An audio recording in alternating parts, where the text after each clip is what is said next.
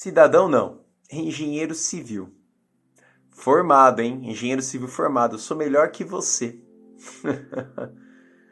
É através desta frase que as discussões sobre cidadania que nós estamos presenciando no Brasil, ela voltam à tona. Ainda mais no momento em que muito vem se discutindo se o cidadão é ou se o cidadão não é de bem. Cidadão de bem. Essa estrutura ela é muito enraizada na nossa estrutura política atual. Aliás, ser cidadão de bem é quase como um selo de garantia neste modelo que nós estamos vivendo. Porém, pouco se discute o conceito de cidadania. Até mesmo porque esse conceito é algo bastante complexo de se resumir em poucas palavras. Pois é. Contudo, ao analisar o conceito de cidadania, digamos, sobre a luz da nossa querida Constituição Federal, ou melhor, da nossa Constituição Cidadã de 1988, nós chegamos à conclusão de que um cidadão ele é uma pessoa que tem plenos direitos políticos. Isso mesmo, plenos direitos políticos. No caso do Brasil, isso é importante, no caso do Brasil, os direitos políticos garantem aos cidadãos o sufrágio universal, o voto direto, bem como, além de ser o voto direto, também o voto secreto. E garante ainda aos cidadãos uma participação em referendos e iniciativas populares. Pois é, então, isso é um cidadão de bem. Portanto, pouco importa se você é engenheiro civil, pouco importa se você é médico, pouco importa se você é professor ou qualquer outra coisa. Se você estiver sobre o jugo do Estado brasileiro, bonito, você é um cidadão, você não está sobre a cidadania. Até mesmo se você for engenheiro, hein? Apesar que pensar nisso é uma coisa que nos remete a muito tempo atrás. A ideia de cidadania é algo bem antigo. Aliás, muito antigo. E olha, já teve diversas interpretações e normalmente essas interpretações elas caminham de acordo com o governo vigente da época. Talvez por isso nós temos cidadãos de bem e cidadãos de mal. Ora, esse lance de cidadania, ele começa lá na antiguidade. Ele começa lá na Grécia, onde os homens, e aqui homens não enxergam como força de expressão, isso mesmo, os homens, eles eram considerados livres e iguais. Era um modelo, lá na Grécia Antiga, onde o poder de decisão não ficava concentrado na mão de uma única pessoa. Sim, perfeito isso, né? O poder era concentrado na mão dos cidadãos. Isso. Então todo mundo lá era cidadão. Não.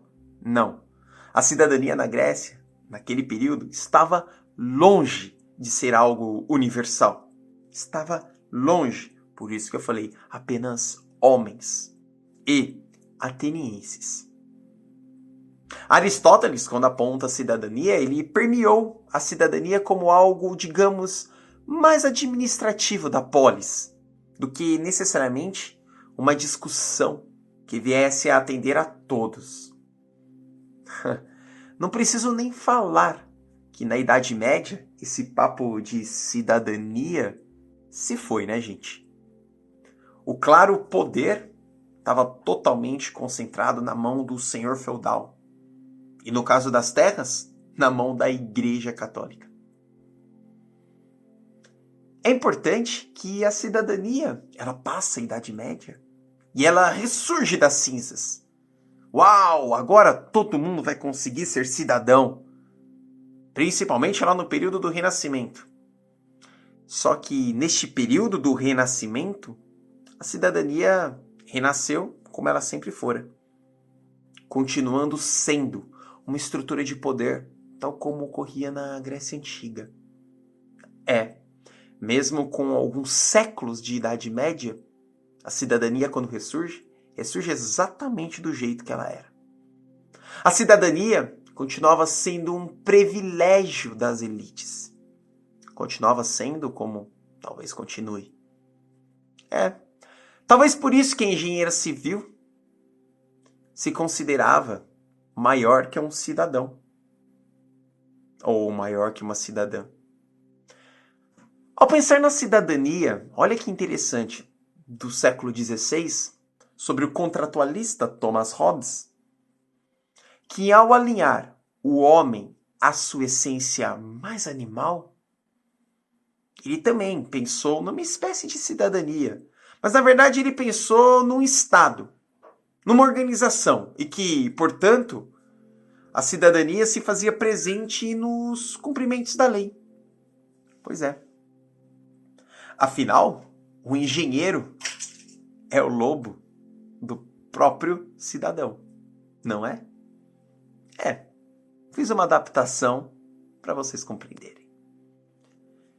Com isso tudo, para se discutir cidadania, se vai para um lado, não vai para o outro, foram guerras e mais guerras, destruições e mais destruições, para que só assim a cidadania, pelo menos o que está escrito, viesse a se tornar universal. Bom, pelo menos na carta da Declaração Universal dos Direitos Humanos, era assim que estava. Assinada, inclusive, com a formação da Organização das Nações Unidas. Eu acho que agora vai. Eu acho que agora a cidadania vai ser universal. Afinal, os direitos humanos apontou pela primeira vez o conceito universal de cidadania. A Declaração Universal dos Direitos Humanos dizia que todos os homens, nesse caso, homens, mulheres, crianças, senhores, senhoras, eles seriam iguais perante a lei. Pronto.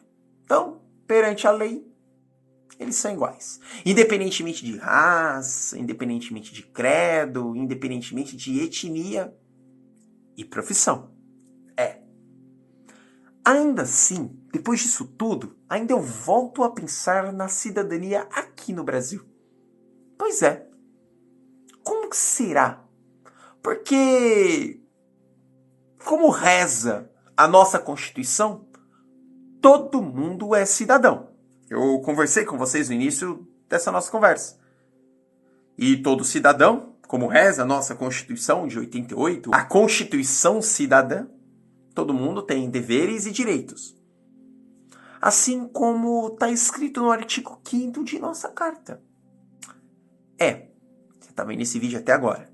E se você é cidadão, provavelmente você usufrui de seus direitos, seus plenos direitos políticos, é claro. Claro. Plenos direitos, plenos deveres. Afinal, você como cidadão tem acesso universal. Aqui no Brasil, a saúde e a educação, por exemplo, é um direito seu. Afinal, você é cidadão. Porém, o que se percebe no Brasil, ao longo de toda a história, é um conceito de cidadania. Aqui no Brasil, em outras partes do mundo, mas talvez como estamos assistindo essa situação aí, que a cidadania aqui no Brasil, ela desnivela os desiguais. Às vezes a cidadania, ela deveria ser alguma coisa que juntasse os desiguais, mas ela desnivela. Por exemplo, os cidadãos de bem. Por exemplo, os cidadãos de mal. Por exemplo, os cidadãos de segunda classe.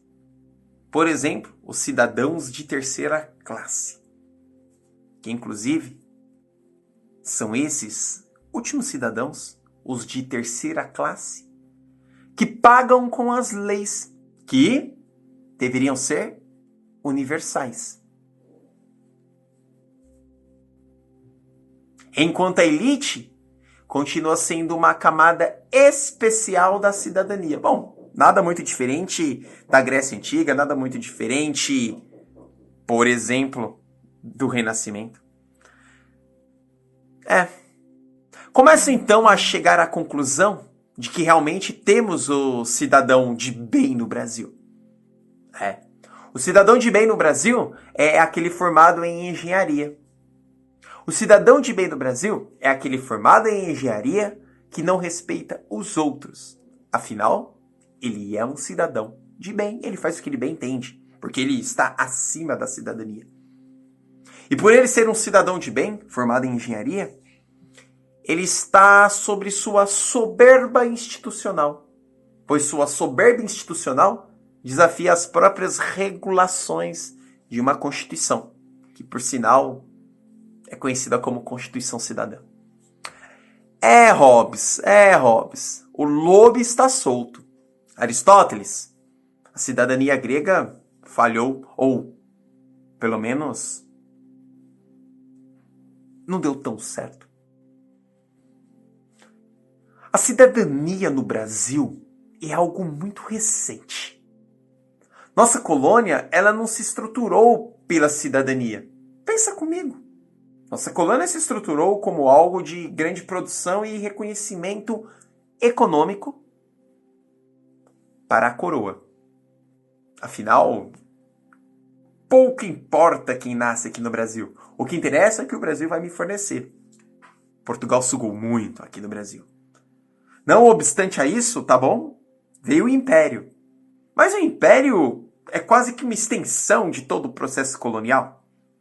Basta analisar que quem continuou no poder foram exatamente os antigos portugueses, ou melhor, agora brasileiros, mas que eram do mesmo pacote.